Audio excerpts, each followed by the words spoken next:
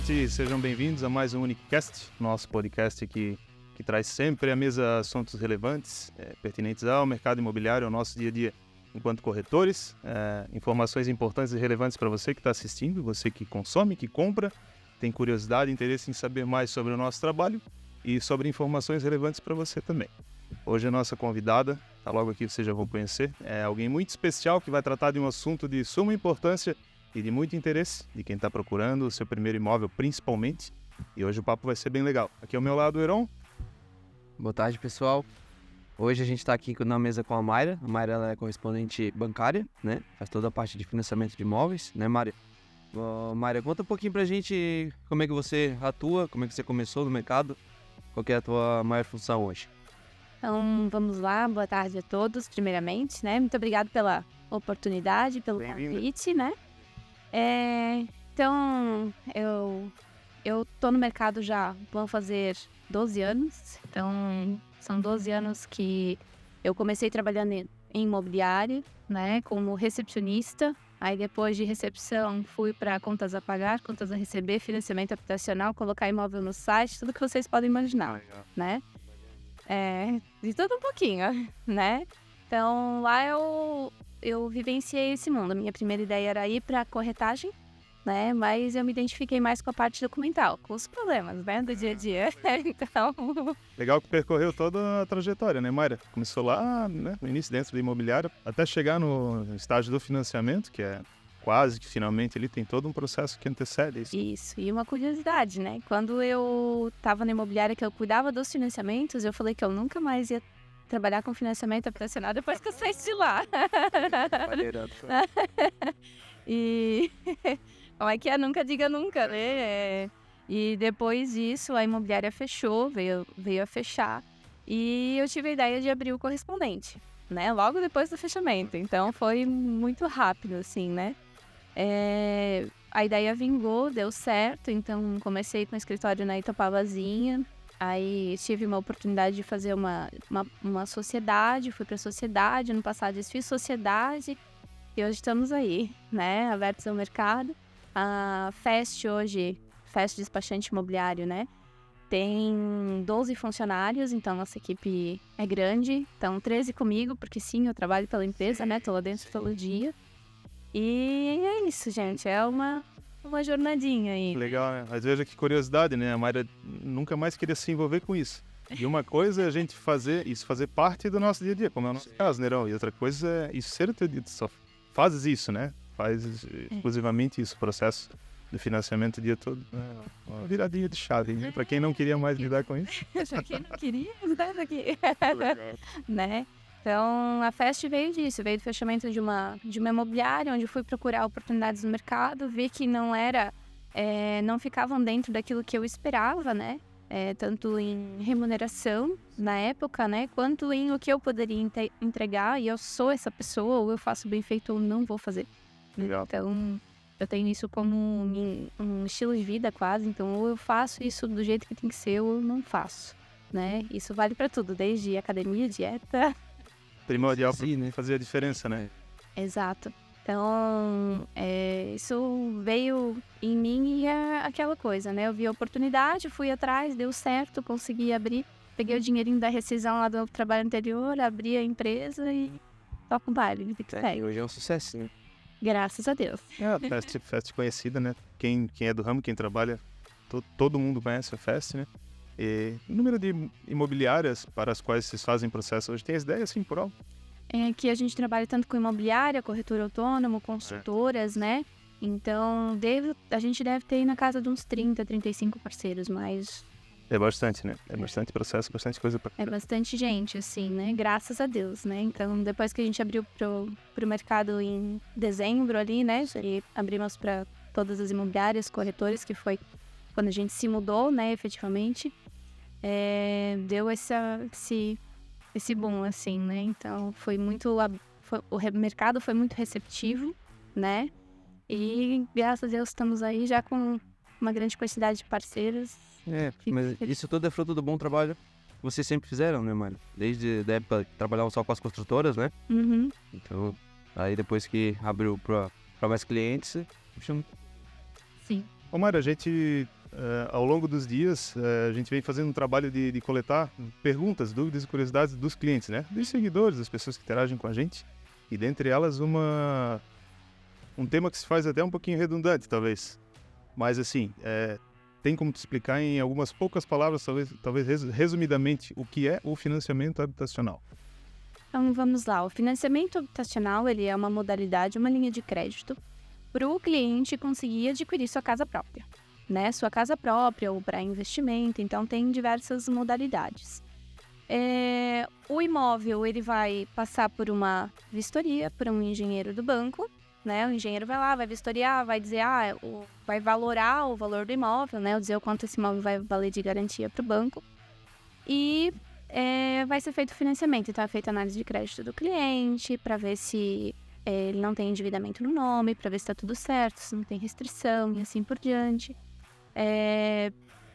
Depois é feita toda a parte burocrática, né? A simulação, processo de financiamento em si, para conseguir fazer um empréstimo com um imóvel em garantia, mas é um financiamento habitacional, né? É a linha de financiamento mesmo. Então, financia-se aquele imóvel e o imóvel fica com alienação fiduciária, que a gente chama, né? Então, ele fica em garantia do banco. Então, para o cliente conseguir ir pagando, quando ele termina de pagar, faz a baixa dessa alienação fiduciária junto ao registro de imóveis. Não sei se deu para... Sim. Resumido e objetivo, né? E esse processo, depois que ele assina com o banco, vocês fazem também a parte de registro ali? Sim, a gente faz toda a parte de despachante, né? Um serviço à parte para o cliente, daí a gente oferece. Se o cliente quiser fazer com a gente, ele faz, né? Então, a gente faz toda a solicitação de ITBI, tira as certidões atualizadas do cliente, as negativas de bens, faz as declarações que precisa para o registro de imóveis. Se tem alguma averbação que precisa ser feita no matrícula do imóvel, a gente faz também. Então, toda essa parte a gente faz, até a finalização do registro, entregar a garantia conforme, que a gente chama, né? Então, entrega para o banco para a liberação de recursos. Ele recebe tudo pronto no final? Tudo pronto. Para quem não tem muita intimidade, né, com esse dia a dia, assim como quem compra um carro precisa de um despachante para transferir a propriedade no documento, o imóvel não é diferente. E não só o imóvel financiado, né? O imóvel adquirido com recurso próprio precisa de alguém que entenda, que seja especialista no assunto para fazer essa transferência. A gente chama de despachante imobiliário. Isso. A Mayra... Despachante imobiliário, é isso. Então, assim, além de financiamento habitacional, de trabalhar com os produtos da Caixa, então somos correspondente Caixa aqui, né? Então, isso...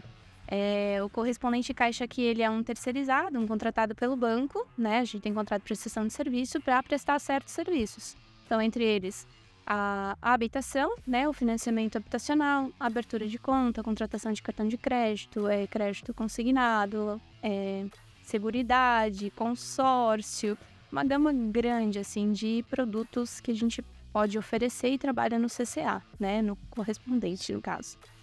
E, fora isso, a gente também trabalha com essa parte toda de despachante, que é desde a transferência do imóvel do cliente, a parte de incorporação imobiliária, instituição de condomínio, regularização de áreas, desmembramento, parte de retificação de áreas, unificação, averbações em geral, tudo isso. Então, bastante dinâmico, né? Tem bastante coisinha que se envolve dentro desse processo como um todo. E quais são os requisitos mínimos hoje para o cliente fazer um financiamento habitacional? Então, vamos lá. O cliente, ele precisa apresentar a documentação necessária, né? Tanto para a parte de simulação, já, né? Porque a gente precisa ter as informações para conseguir simular, quanto para a parte de contratação do financiamento, efetivamente. Então, ele precisa apresentar o documento dele, RG, CPF, comprovante de residência, precisa apresentar o comprovante de renda, né? Então, comprovante de renda, se ele for CLT, folha de pagamento, se ele é empresário, prolabore, imposto de renda, se ele é autônomo e tem imposto de renda, se não, movimentação bancária. Então, ele precisa apresentar algum documento comprovando que ele tem rendimentos, né? Fora isso, certidão de estado civil, para comprovar que o estado civil dele realmente é aquele que ele está apresentando para a gente no momento de análise, né? Carteira de trabalho, para confirmar os 3 anos de FGTS, extrato de FGTS, essa gama de documentação. O mais básico. O mais básico. Então... E um exemplo. Eu quero comprar um imóvel, comecei a trabalhar faz 15 dias. Quanto tempo de registro que eu preciso ter para poder usar isso como renda e comprar o imóvel? Para poder comprovar. Então, a gente sempre diz do cliente ter pelo menos uma folha cheia para comprovar todo o rendimento, né? Então, para ele ter como comprovar esse rendimento efetivamente, conseguir simular com a renda certa, que é a renda que ele vai ter, né? Para conseguir seguir com o financiamento. Essa é uma dúvida que muitas pessoas têm também. Sim. Precisa ter tanto tempo de registro, preciso estar há tantos meses ou há um ano na empresa e não, né? Isso é bem tranquilo. Um mês cheio de trabalho, uma folha de pagamento cheia é o suficiente. Isso. Perfeito. Facilita bastante, né? Então, porque a gente sabe que muitas vezes tem as pessoas que hoje são contratadas, por exemplo, por agência de emprego. Então, os 3 meses da experiência, elas ficam registradas pela agência de empregos, ou às vezes 6 meses, tem casos e casos, né? E depois ela é contratada efetivamente pela empresa. Então, é feita toda a rescisão e a contratação nova. Então, acontece bastante Essa efetivação é que conta, né? Essa efetivação é que, na verdade, acaba trocando no meio do caminho. Aí a gente tem que parar o processo, esperar o cliente receber a primeira folha cheia, para daí seguir com o processo. Mas, em resumo, é simples, é tranquilo, né? São documentos normais para qualquer análise de crédito, pode-se dizer assim. Sim. Qualquer contratação de crédito, ou compra crediário, para obter um crédito é a documentação padrão. Sim, a documentação padrão. Se ele fosse comprar um carro, ele também teria que apresentar. Se ele fosse fazer um empréstimo em qualquer instituição financeira, ele também teria que apresentar. Então, pede alguns documentos a mais, né? Por exemplo, carteira de trabalho, para ter algumas informações que são necessárias ali, né? Até para ele ter... poder usar a FGTS como entrada e assim por diante. Os bancos, Mayra, na grande maioria, se não todos, fornecem o crédito imobiliário em 2 linhas de crédito diferentes, né? Uma onde a taxa de juros é fixa e outra onde a taxa de juros é variável, né? Explica um pouquinho pra gente certinho como funciona essa diferença entre as taxas. Vamos lá.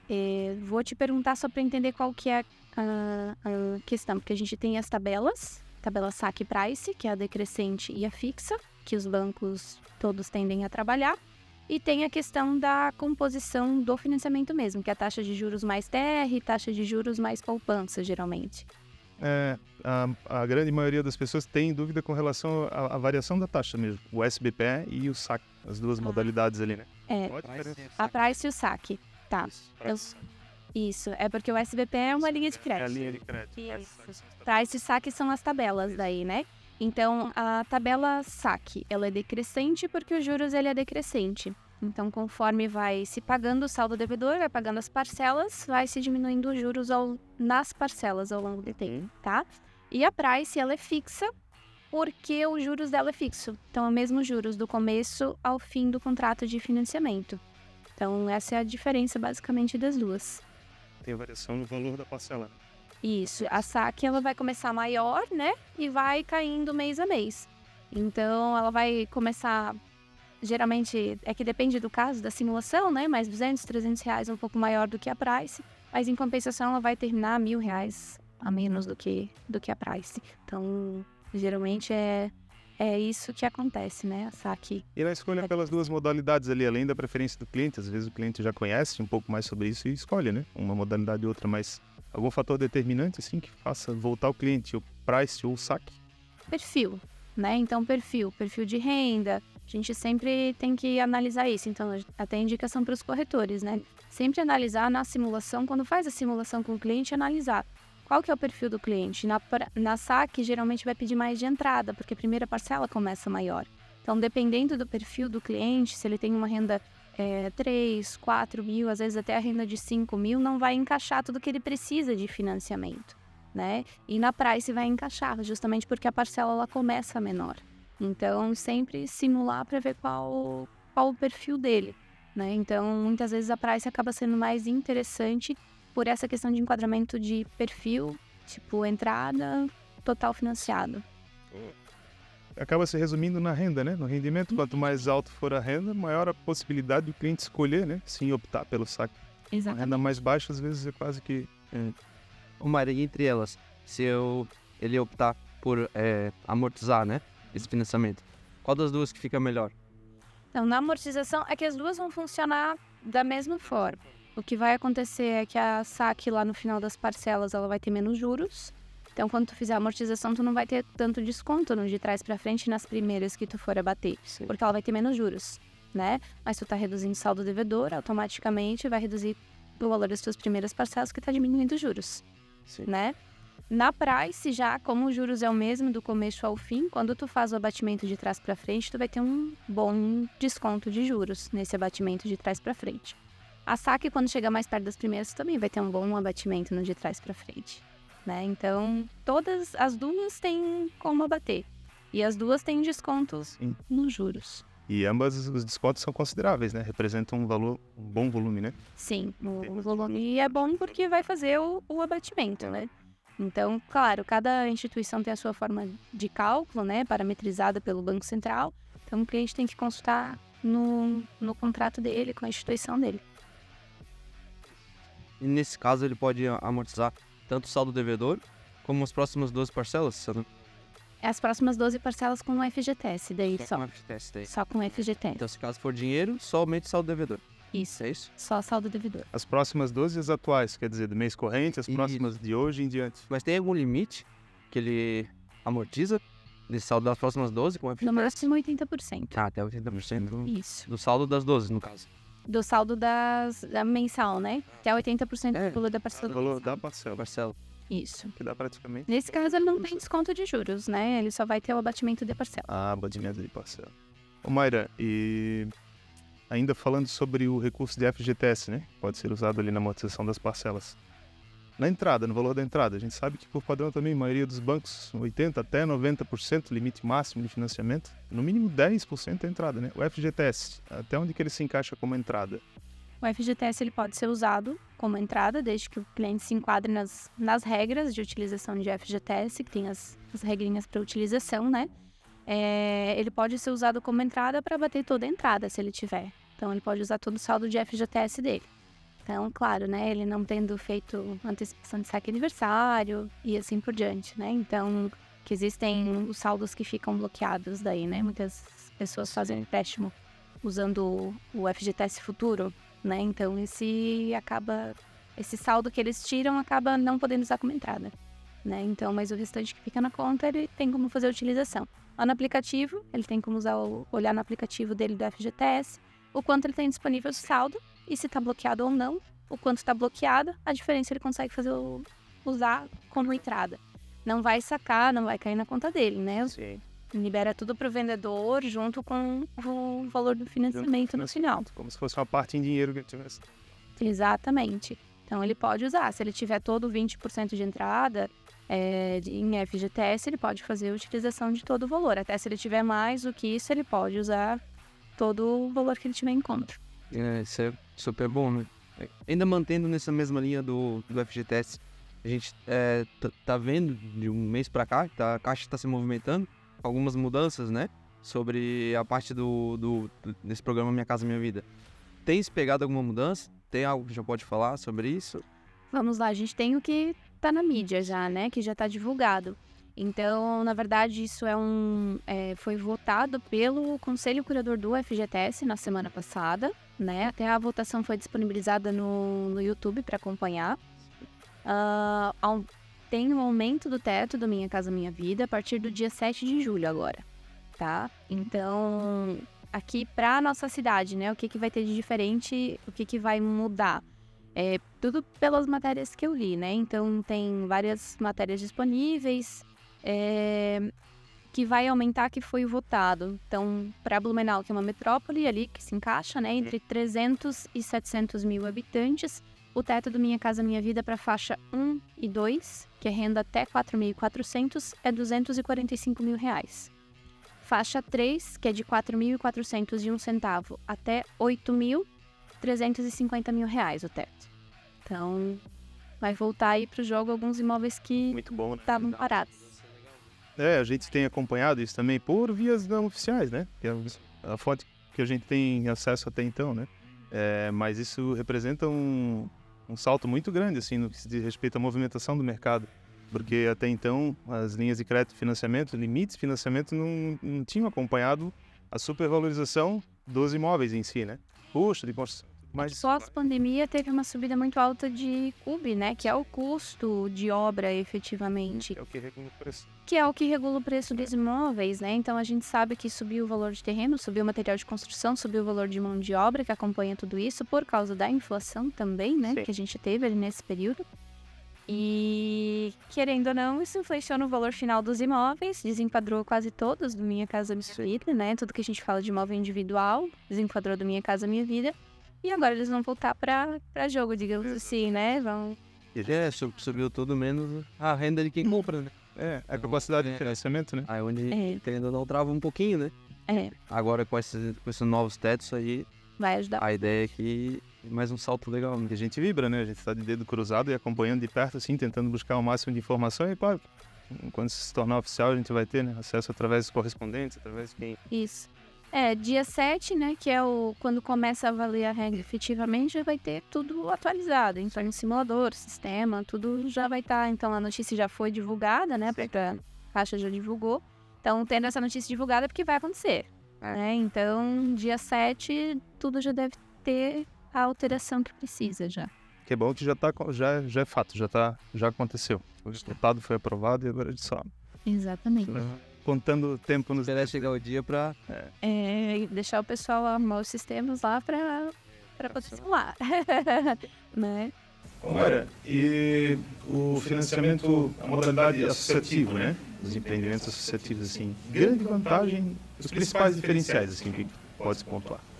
Vamos lá, o financiamento associativo é o financiamento do imóvel na planta, né? Então, geralmente são grandes construtoras, né, que conseguem o recurso com os bancos para o cliente poder fazer esse financiamento na planta. Então, o que a gente vê de vantagem? Primeiro, a condição facilitada, né, porque as construtoras facilitam a questão da entrada, Sim. né, geralmente ali os 20%, às vezes até um pouco mais, eles conseguem flexibilizar ali para o cliente. E a questão de que o cliente vai pegar toda essa valorização, né? Então, ele está comprando agora para um imóvel que vai ficar pronto daqui 2 anos, 3 anos. Então, ele acaba tendo essa valorização, né? O que a gente falou agora, eles no Minha Casa Minha Vida, que em 2020 lá desenquadrou os tetos, né? Sim. Agora voltou a enquadrar, a mesma coisa acontece no associativo. O pessoal acaba pegando essa valorização, né?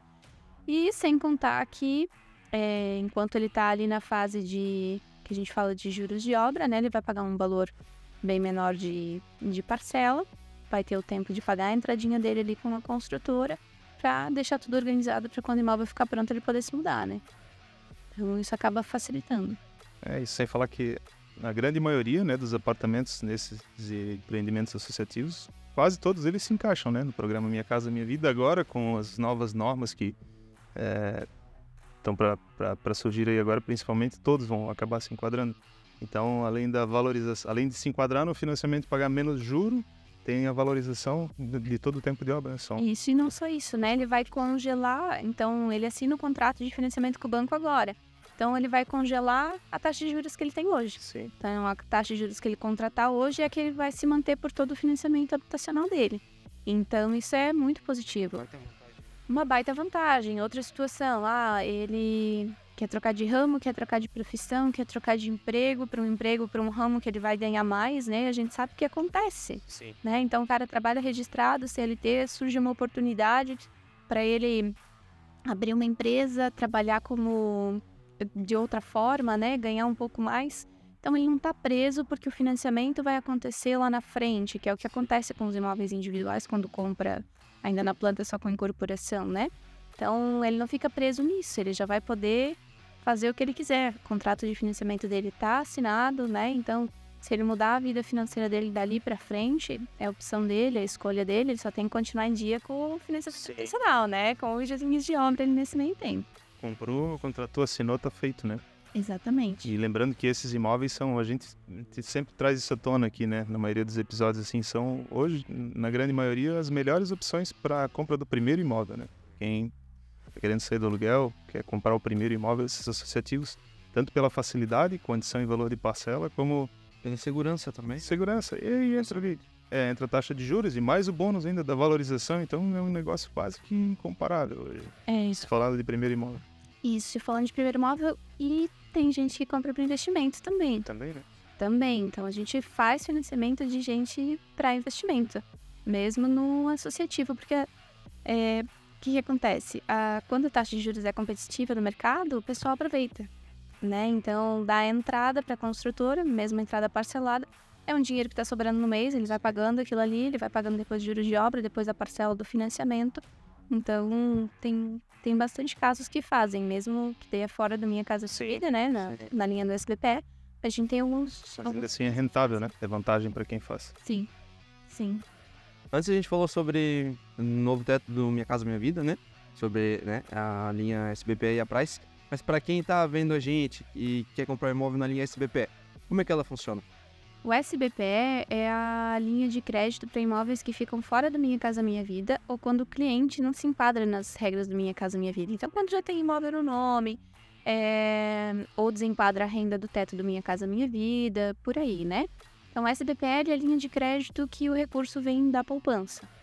Então, por isso a taxa de juros dele é diferente, né? Então, cada banco tem a sua. Então, todos os bancos que não são caixa atuam pela modalidade do SBPE, que é o recurso vindo da poupança. Exato. Porque a linha de crédito deles de financiamento habitacional, que é dentro do SFH, que é Sistema Financeiro Habitacional, né? Vem do recurso da poupança. Então, tem as outras linhas de crédito que não são com recurso da poupança, que são pelo SFI, que é o Sistema Financeiro Imobiliário, que é onde enquadra financiamento de terreno, por exemplo, né? Imóveis acima de 1,5 milhão, se eu não me engano, e por aí vai. Então, tem essas... Já é uma outra linha, uma outra taxa de juros daí. Isso. Cada instituição daí tem o seu, né? Mas geralmente sim, porque o SFH tem teto de taxa de juros previsto pelo Banco Central e o SFI não. Sim. Então, cada instituição trabalha o que achar atrativo para si, né? Sim. Naquele momento. Essa explicação elucida bastante, assim, né? O porquê da diferença da taxa de juros, né? Do Minha Casa Minha Vida e do SBPE. Isso explica bastante, né? O recurso oriundo do FGTS, que tem um rendimento X mais baixo, ou o recurso oriundo da poupança, que paga, para quem tem um dinheirinho na poupança lá, paga um pouquinho mais, como consequência o banco precisa repassar. Né? Exato. Para quem tá contratando.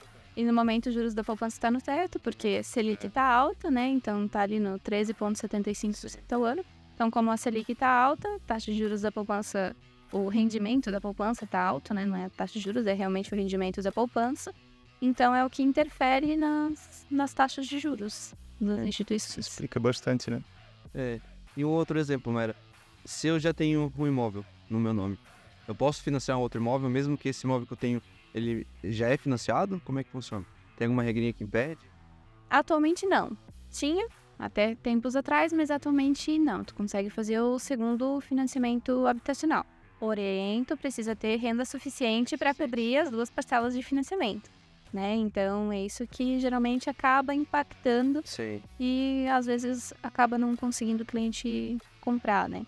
Porque o máximo que o cliente pode comprometer de renda é 30%, isso previsto pelo Banco Central, né? Então, se ultrapassar isso, não vai ter a aprovação que precisa. Sim. E esse segundo imóvel também não é um limite. Se a renda for compatível, pode haver um terceiro financiamento. Não tem limite. Só ter ser compatível. Só ter renda, Então, essa é a maior dificuldade hoje, né? Então, tenho casos de clientes que fizeram o segundo financiamento, mas geralmente para no segundo. Então, porque também acho que em algum momento fica inviável para quem...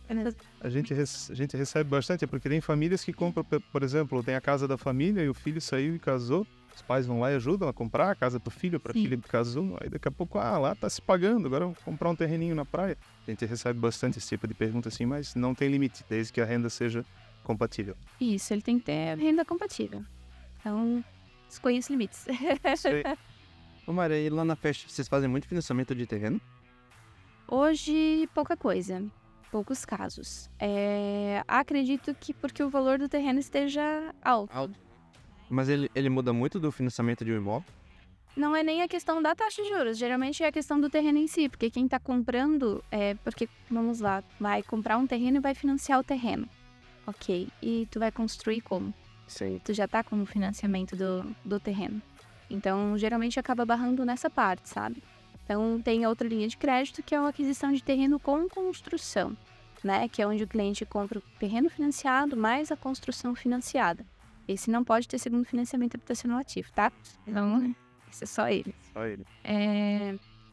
Nessa linha de crédito, ela é um pouco mais comum aqui na nossa região, né? Porque o cliente consegue financiar tanto a parte de terreno quanto a parte de construção. O que geralmente inviabiliza é a questão de como funciona, né? Então, o cliente tem que ter o dinheiro para colocar na frente da obra, para daí começar a construir, vai liberando por etapas esse valor, então nem todos os clientes conseguem arcar com isso, porque tu tem que ter o dinheiro inicial, né? Para o pontapé inicial. Então, Não recebe o crédito antecipadamente para começar a executar a obra, né? exatamente. Precisa- Exatamente, porque seria o que seria a entrada, Sim, né, do financiamento. Então, tu teria que ter o dinheiro para colocar na frente, etapas de obra, tem cronograma de obra, tem que ter projeto aprovado em prefeitura. Então, tem que ter um engenheiro que faça o cronograma de obra, tem tudo isso. Ô Mayra, e se o cliente quiser financiar um imóvel comercial ou galpão, sala comercial, como é que funciona esse financiamento? Nesse caso, vai enquadrar no SFI, né, que é o Sistema Financeiro Imobiliário. Então, no pessoa física, é um pouco... Vou dizer que faz tempo que não me parece um caso, né? Tinha como fazer, eu teria que verificar se ainda tem como, né? Mas no pessoa jurídica, aí o cliente se dirige até a agência e a agência que faz os trâmites. Faz pela agência daí, não faz com Isso. vocês. Mayra, e com relação ao registro de incorporação? Os imóveis na planta, principalmente, que a gente é o que tem mais demanda, né? Assim, qual que é a importância da incorporação? Então vamos lá, a incorporação é uma garantia para o construtor e para quem está comprando um imóvel na planta, tá? Então, existe uma lei, né, que diz que o imóvel não pode ser vendido na planta se não houver a incorporação, né? Senão é um crime, Sim. né? Por quê? Porque a incorporação é a descrição lá na matrícula do imóvel. Então, quando a gente fala em matrícula de imóvel, até para o cliente que está escutando às vezes não sabe, a matrícula é como se fosse a certidão de nascimento do imóvel. Então, depois que ela é aberta, ela ganha um número lá no registro de imóveis e tudo que acontece com aquele imóvel vai acrescentando dentro da matrícula. Então, cada compra, cada venda, cada averbação de construção, demolição, tudo vai sendo averbado lá. E a incorporação é averbada na matrícula. Então, vai estar lá dizendo que a construtora X vai construir no terreno tantas unidades com tantos metros quadrados, tendo tantos dormitórios cada. Então, toda a descrição de tudo que vai acontecer no empreendimento, né? Na obra. E para o cliente isso é uma garantia por quê? Primeiro, porque não poderia vender sem incorporação, não pode, né? E segundo, que é a garantia dele. Se acontece alguma coisa com a construtora, alguma coisa nesse sentido, ele tem a incorporação para, até se tiver patrimônio de afetação, ter parte daquele terreno, né? Então, ele tem um contrato de complemento, tem uma matrícula, tudo através de processo judicial, claro, mas tem como comprovar que existia o projeto, existia o alvará de construção, já existia essa previsão de construção dessa obra. Então, e para o construtor, né, é uma garantia, porque ele pode usar o patrimônio de afetação para ter desconto de impostos, né? Bem como é a obrigação dele, se ele vende na planta, ter a incorporação, Sim. né? Então, basicamente é isso. E patrimônio de afetação é sempre uma opção ou em algum momento ele chega a ser uma exigência na incorporação? Ele é sempre uma opção da pessoa jurídica, né, do incorporador. Pessoa física não tem como fazer, mas pessoa jurídica tem como fazer. Só é uma obra que tem que estar 100% redondinha, com notas fiscais, com tudo certinho. A instituição de condomínio. Muita gente pergunta, os imóveis na planta principalmente, quanto vai ser o condomínio? Como que... Então, Dá uma pinceladinha pra gente como que funciona a instituição de condomínio. vamos lá. A instituição de condomínio, essa que eu falo, é para individualização das unidades, das matrículas. Não é a abertura do condomínio que vai gerar um condomínio. Então, ela é feito todo o procedimento, é feito a ata de como vai funcionar o condomínio, regras e assim por diante. Mas, geralmente, quando a gente fala de instituição de condomínio, as que eu faço são das obras menores. Então, 4 sobrados, 5 sobrados, 2 casas, assim por diante. Isso, para cada casa ter a sua matrícula. Então, lá vai ter a convenção do condomínio, das regrinhas, do que pode, do que não pode pendurar roupa na sacada, enfim, aquele basiquinho. É só o básico mesmo. Então, depois que são entregues as unidades, aí sim os condôminos se reúnem e se eles quiserem abrir um condomínio, um CNPJ, eles que fazem essa parte, né? Então, a instituição de condomínio é isso. faz a averbação da obra, então de tudo que foi construído, e abre as matrículas individuais. Então, cada unidade ganha o seu número de matrícula, a sua certidão de nascimento, digamos assim. A regularização ali do condomínio, né? E aí Exato. depois, então, o conselho de condomínio, essa próxima etapa, né? E são definidas regras e valores e tudo mais. Exatamente, que daí é definido o síndico e tudo isso. Então, condomínios pequenos geralmente não tem, né? Então, quando a gente fala de sobrados, Sim. 6 sobrados, 4, não compensa. Muitas vezes. E geralmente são todos virados para a rua, então não tem por que ter um condomínio, não tem um espaço de uso comum para isso, né? Então, o indicado é quando tem realmente espaço de uso comum, que realmente precisa ter essa definição e que são mais moradores, né? Legal. Uma aula, Neron. Valeu a pena, a gente conseguiu esclarecer bastante coisa. Fazer perguntas que até mesmo para nós acaba se tornando, devido à prática ao dia a dia, monotonia, vamos dizer assim, da profissão, a gente acaba se atendo, se apegando aos principais fatores, ao que mais envolve o nosso dia a dia, e as regrinhas ficam meio de lado, né? A gente consegue, num bate-papo desse aqui, recapitular, refrescar a memória, que a gente já entendia e conheceu um pouquinho mais. Sim. Uma aulinha Uma prática. aula grátis aí. Ô Mayra, Sim. e até falando sobre matrícula, né? Qual que é a diferença entre a matrícula e a escritura? Boa pergunta. Vamos lá. A escritura, ela tem uma única finalidade, que é um órgão, um tabelionato, né? Que tem a sua fidedignidade, né? Digamos assim, né? Que é o que ele vai relatar lá na escritura pública. Que esse imóvel está sendo vendido, por exemplo, a Mayra vendeu para o Heron, né? Esse imóvel por tantos mil, assim, assado, vai lá descrever a matrícula, tudo certinho. E ela tem uma única finalidade, ser registrada no registro de imóveis. Já ouviram o ditado, quem não registra não é dono? Sim. Então, quem não registra não é dono. Se não está lá na matrícula registrada, essa escritura, ela não tem a sua validade, né? Então, sempre que um vendedor vai vender o imóvel, se ele não registrar a matrícula, ele tem que registrar. Se ele não registrou a escritura, perdão, a matrícula, ele tem que registrar. Por quê? Porque é a matrícula que é pedido para tudo. Então, não tem... Por exemplo, os tabelionatos, eles não têm como saber se já existe uma escritura em outro tabelionato. Então, Blumenau tem 3 tabelionatos e uma escrivania de paz. As 4 fazem escrituras públicas. Então, não tem como saber se um já fez uma escritura para aquele imóvel ou não. O que vai contar é o que está realmente na matrícula do imóvel. Então, ela realmente é o histórico. O histórico do imóvel. Isso aí, pessoal. Que aula que a gente teve aqui hoje, Neron. É uma aula gratuita, né? Tanta informação que a gente absorve. Muito disso a gente acaba praticando todos os dias, no dia a dia, mas uma boa parte não, né? Acaba que tá no conhecimento, a gente tem a teoria, mas não pratica porque não se faz presente todos os dias. Mas valeu muito a pena hoje, Mayra. Muito obrigado por esse tempo aqui, por esse bate-papo com a gente, com quem está nos assistindo. Bastante conteúdo de qualidade e propriedade, né? O teu trabalho é o que tu faz, é o que tu entende e que tu faz com excelência. E a gente é muito grato por isso, né? Eu que agradeço a oportunidade, né, pelo convite de ter vindo. E precisando é só chamar, é só dar um toque. E a gente tá sempre disponível. Show. Beleza? Legal. Então, para os nossos clientes, né, que estão assistindo a gente e precisam de uma correspondente bancária ou para o financiamento de imóvel ou até mesmo o construtor, né, que precisa de um auxílio para alguma parte jurídica de obra ou alguma parte documental, procure a Fest. A Mayra vai estar sempre disponível para ajudar, tá bom? Tanto a parte de cliente comprador como construtor também. E para quem viu o nosso vídeo até o final, segue a gente, ativa o nosso sininho aqui embaixo. Logo vai ter mais um vídeo, mais coisa nova, tá? Então fica de olho no nosso Instagram também, nossos stories. Vai ter sempre bastante conteúdo novo ali para vocês. Fica mais uma vez aqui junto com o Léo e a Mayra. Obrigado por vocês terem participado de mais um vídeo, tá? E obrigado por terem assistido até o final. Obrigado a todo mundo e até a próxima. Muito obrigada. Tchau. Tchau.